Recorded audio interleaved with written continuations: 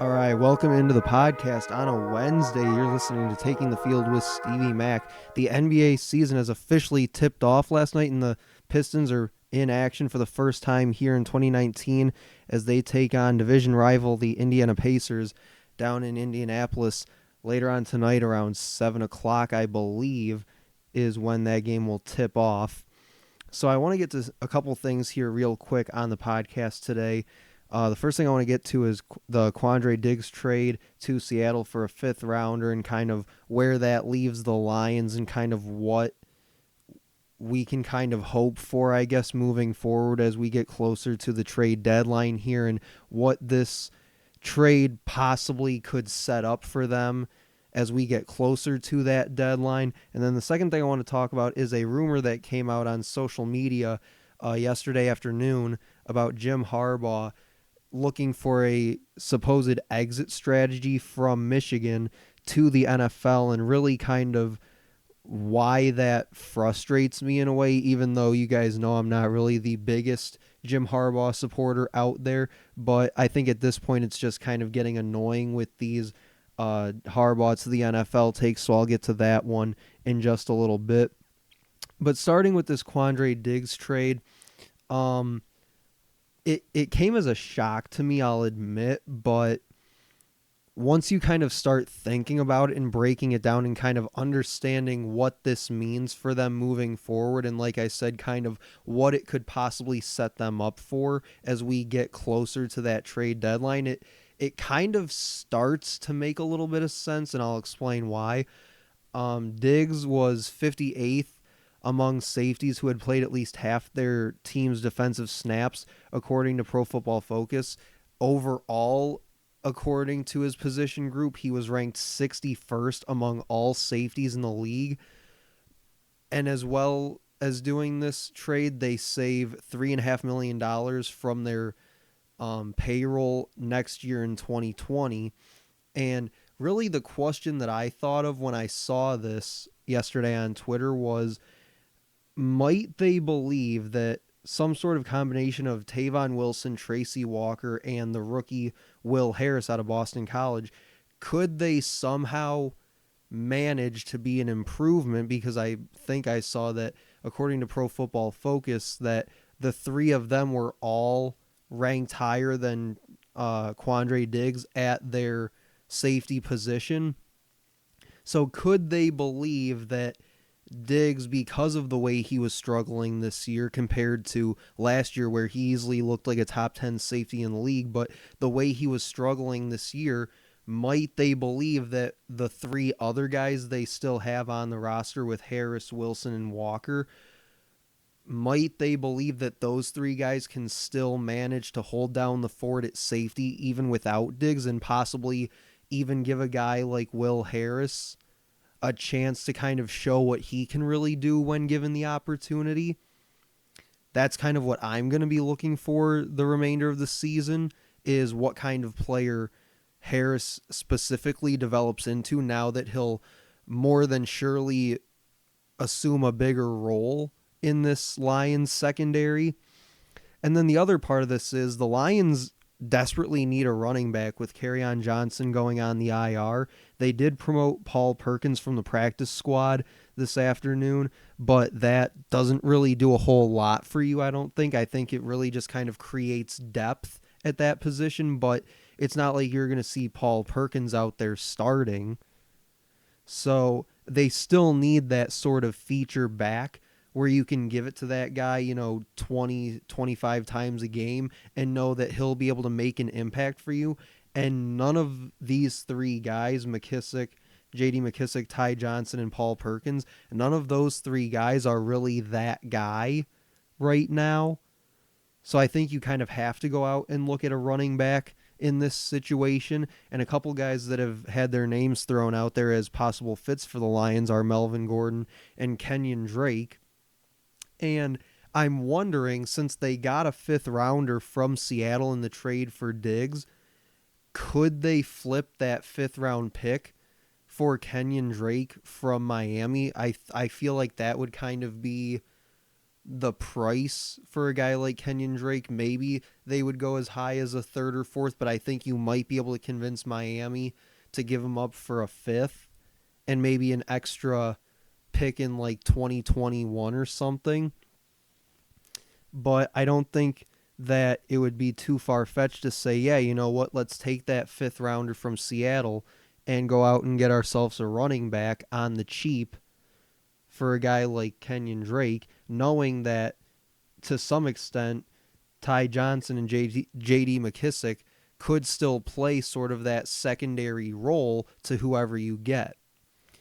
And I think the Lions also need a little bit of help on the defensive line, and some possible names that I've heard people kind of throw out there on the defensive line / linebacking are Von Miller from Denver, Ryan Kerrigan from Washington, and a guy that I saw got released just the other night from Philadelphia is Akeem Spence, who was on the Lions roster last year in the preseason, and I really thought he was going to make the team, but I don't believe he did, or he got cut soon after training camp, soon after the scrimmages or preseason games rather ended. So he didn't really make it all that far into the season with the Lions, and I think that for a guy like that, you can get him for pretty cheap, I would imagine.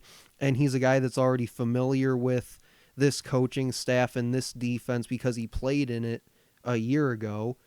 So I think that that could be an option that they go for, because obviously Kerrigan and Von Miller would be the more high-end option to go with.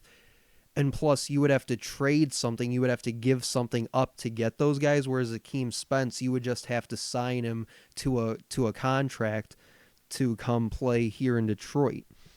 So I think that while the Quandre Diggs trade was kind of a head-scratcher at first, I think that there might actually be some sort of thought process involved here. They might be looking bigger picture at other positions of need on this team, because I don't think that safety was necessarily one of them. And I think it might just allow a guy like Will Harris to kind of develop a lot quicker into the kind of playmaking safety that they believed he could be when they drafted him in the spring.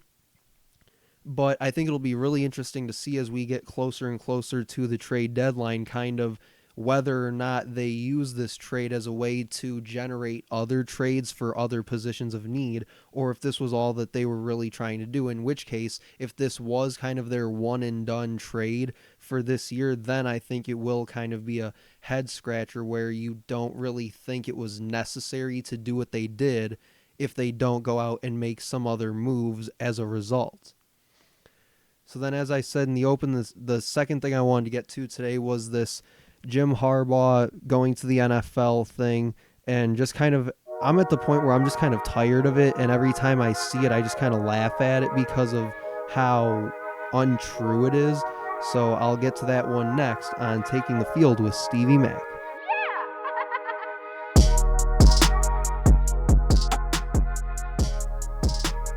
All right, welcome back to Taking the Field podcast with Stevie Mac. This is episode 4 now of the podcast, episode 5 coming up this Friday. On that show, I'll go over my Big Ten football picks for this upcoming Saturday, as we've done the past couple of weeks.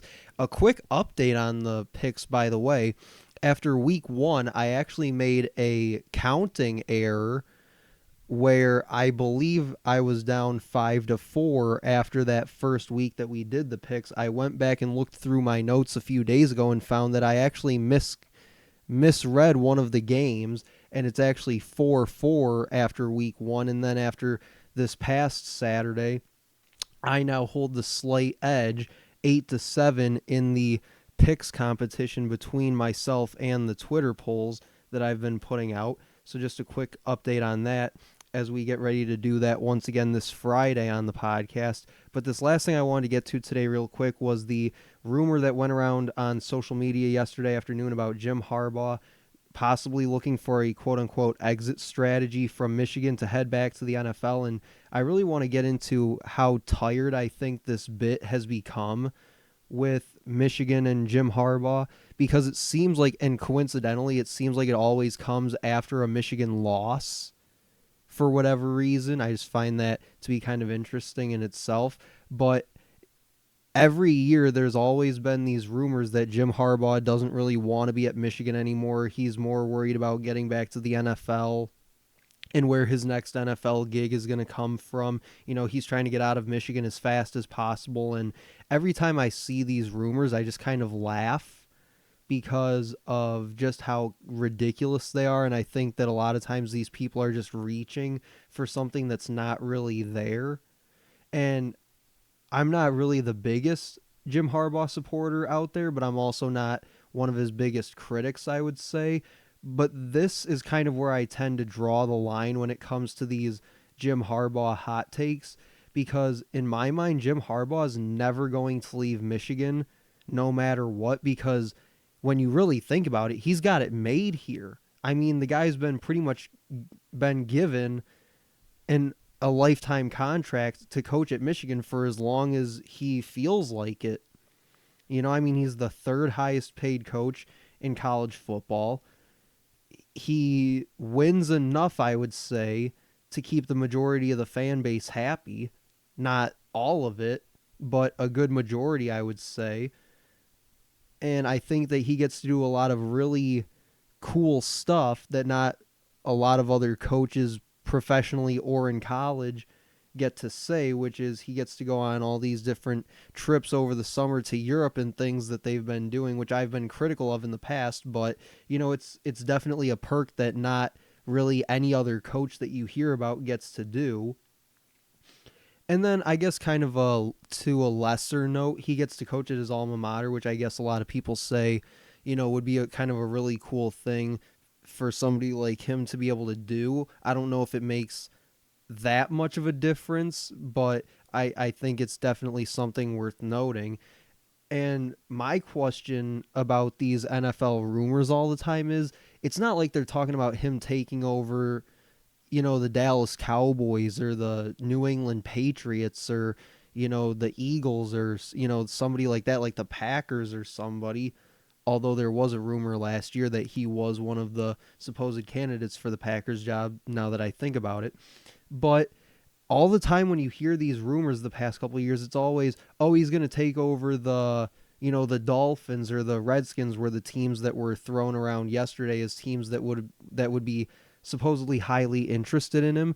But like I said, it's never the Patriots or the Packers or the Cowboys or, one of the star-studded teams of the NFL. It's always kind of the teams that are in dumpster fire mode. And this year that would be the Dolphins and the Redskins were the teams that were thrown out there a lot yesterday. And I think if I'm Jim Harbaugh, if I'm at a place like Michigan where I can win 9, 10, 11 games a year, win a couple bowl games every now and then, and be one of the highest paid coaches at my profession at that level, and get to have the kind of, luxuries that I have at this job, why in the hell am I going to the NFL to coach a team like the Dolphins? I just don't get it. Yeah, it's the NFL. There's more money there, but think about it. He has no boss at Michigan. Ward Manuel is essentially his poodle. He doesn't answer to Ward. Ward answers to him. In the NFL, you got a GM and an owner to worry about, and he knows that all too well. The owner in San Francisco reportedly hated him and wanted nothing to do with him and couldn't wait to get rid of him when he came to Michigan. So I don't see why Harbaugh would actually want to go back to the NFL, knowing that A, many of the people in the NFL don't like him, and B, he's living the life at Michigan. They give him everything he wants and then some. And through 5 years, well, 4.5, he hasn't really won much of anything. He has no Big Ten titles. He doesn't even have a division title. He hasn't been to the playoff. His record against rivals, forget it. His record against teams ranked in the top 20, forget it. There's nothing to speak of. Yeah, he's got a bunch of 10-win seasons, but how much does that really say? So I don't understand the attraction to the NFL when he can have the kind of job that he has now, and on top of that, he can stay as long as he wants. They're not going to fire him. God, no. So I do think that as much as I criticize him and as much as I'm, hard on him for what he's done or what he hasn't done to this point, I cannot believe that he would ever actually go back to the NFL, let alone that he would actually want to. I can believe that there might be some teams interested in him. I just don't think he wants to.